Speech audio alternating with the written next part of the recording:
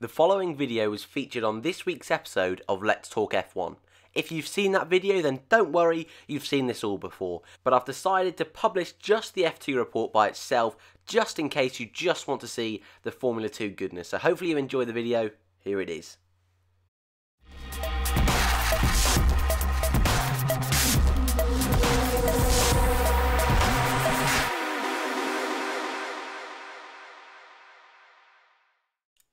Welcome back everyone to the Formula 2 report, your weekly dose of Formula 2 action. Now, Formula 2 on this channel isn't a major thing, and I think Formula 2 is definitely underappreciated within the Formula 1 community. So within Let's Talk F1, we have this little 10-minute section just going over all the up-and-coming drivers in Formula 2 and a little roundup of what went on over the weekend. If you're unaware of what goes on in Formula 2, we have a qualifying session and two separate races. Race 1 is the feature race worth more points, and race 2 is a sprint race, a shorter race where qualifying is decided in a reversed grid order with the top 8. But what we just do in this little section is just go through the best performers of the weekend, who did well in qualifying, and an overall sort of look on the championship. Qualifying then, let's start with that, and it was George Russell once again, the Brit who is arguably destroying the championship in terms of wins and pole positions, continued his dominance on that stage with another pole position at Monza. It was Sergio Sette Camara who got P2. He is teammate of Lando Norris.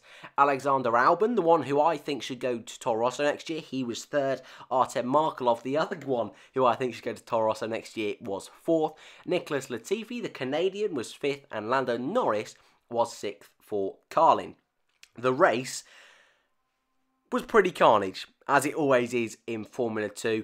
Markelov, straight away in those early stages of the race, took the lead over George Russell. He dropped down at the start, went to around third place, and for the majority of the race, it was a Markelov lead, Albon second, and Russell third. But late on into the race, an inspired decision by Takasuki Makino to come in for some fresh tyres ended up destroying the field late on, chopping and changing through absolutely everyone, including his teammate Artem Markelov, and starting in P14, ended the race in first. His first win in Formula 2, and you know what?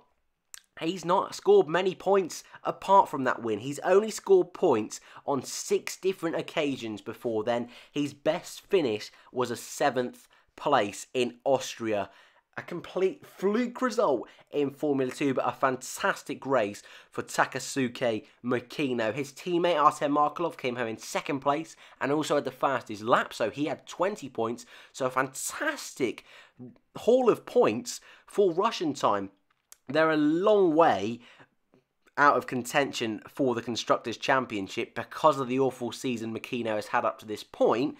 However, a fantastic race from Takasuki Makino, and he will have to be driver of the weekend for that performance. An absolutely stunning result for Russian time. Alexander Albon qualified third, finished third, however, running in second for the majority of the race, will probably be disappointed with that. George Russell started on pole, as I mentioned, he finished fourth. He will be disappointed for that, for sure. Nicholas Latifi finished fifth, and Lando Norris started 6th and finished 6th, but did have some fantastic battles with George Russell on both race 1 and race 2. Race 2 then, George Russell was able to take the sprint race win, finish off what he started in that qualifying. Artem Markelov, another strong result, 2 second places of the weekend, proving why he should have a chance in Formula 1 next year. Sergio Sette Camara, he ended up getting third after qualifying second initially, but fell down the order in race 1. Nicholas Latifi got fourth for Dams in the second race. Fifth was Lando Norris, and sixth, Luca Ghiotto. A solid race from George Russell in that sprint race. Really helped him gain a considerable amount of points over Lando Norris in the championship. The gap now is 19 points. A long, long way off what it had been the previous time out. Last time out, it was just 7, and in one weekend of Formula 2, anything can change. Behind those two, Alexander Albon is 20 points behind Lando Norris. So Albon is definitely still in contention for the championship. A 39-point gap to George Russell. A lot of things are going to have to go wrong with Russell. Considering the form he's in, it's going to be very, very unlikely indeed. But the consistency of Norris, who's only missed out on points twice this year, could help him with these 4 races to go. But he's going to have to improve on qualifying and in that feature race if he wants to get the title. Markelov is in 5th in the championship. He is out of the running of the championship in my opinion. 59 points off is quite a big gap. And Nick De Vries, former McLaren young driver, really struggling, getting 8th in the feature race and not scoring any points in the sprint race. And he'll be, well, let's be honest, very, very disappointed with that, considering he is 64 points. 64 points off George Russell, championship leader. And going into the season, Nick De Vries looked like he could fight for that championship, but unfortunately, it hasn't quite panned out as he would expected. 6th in the championship is Sergio Sette Camara. Like I mentioned earlier, he's teammate of Lando Norris and missed out the Monaco Grand Prix weekend. However, he is still 56 points behind Lando Norris, which is quite a big margin. Again, that whole weekend is a lot of points missed. He could have picked up 40 points, potentially. Unlikely, but he could have. But it's not been the best season from Camara, I will just point that out. But again, it's not been awful. He's another driver that maybe could sneak a drive in Formula 1 at some point in the future. 7th is our young Ferrari driver, Antonio Fuoco. He's really struggled this year.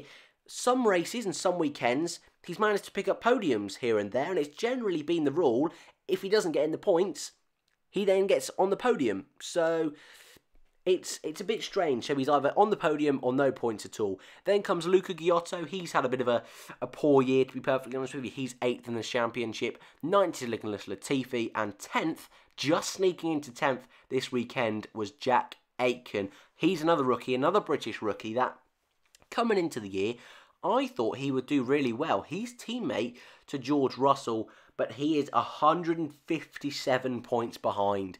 That is a huge, huge gap. And we don't really know why.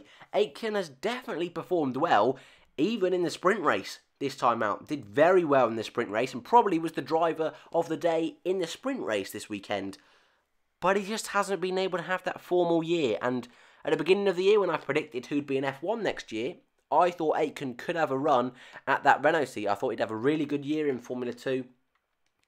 But that being said, hasn't really panned out like that whatsoever. But with 4 rounds to go in Formula 2, the championship is still anyone's game. Russell, Norris, Albon and even Markelov has an outside chance of winning this championship. It's all going to come down to the wire in Formula 2 once again. I've said it all year. I think Norris would get the win. However, I'm now starting to think it could be Russell. It's so hard to predict. If I was going to put my money on anyone, at this stage, it's probably going to have to be Russell. But I'm going to go with Norris. I think Norris has been so consistent this year. I think he might just edge Russell. But if Russell can pull off some incredible qualifying performances like he has done in feature races, especially recently, I'm sorry, Norris, you have lost this. George Russell has destroyed every single race since Monaco. Monaco, he got no points at all. Really difficult weekend. But every feature race since then, he's been on the podium, except in Hungary, where he DNF'd. He has been insane in this second half of the season. And I think it probably will continue. But maybe, just maybe, that form has got to end at some point. And Norris, with this incredible consistency he's had of scoring points, I think he might just be able to nab it. I think he might, but he's got to be able to pick up a race win. He's only had one feature race win this year, and that was the first round of the season where he looked so good. Maybe this news of going to McLaren is going to, well, hype him up a bit more. Give him that little bit more adrenaline, that little bit more energy to push him over the line to get that McLaren drive. But that is the end of the F2 report. Thank you for watching, and I'll see you in the next one.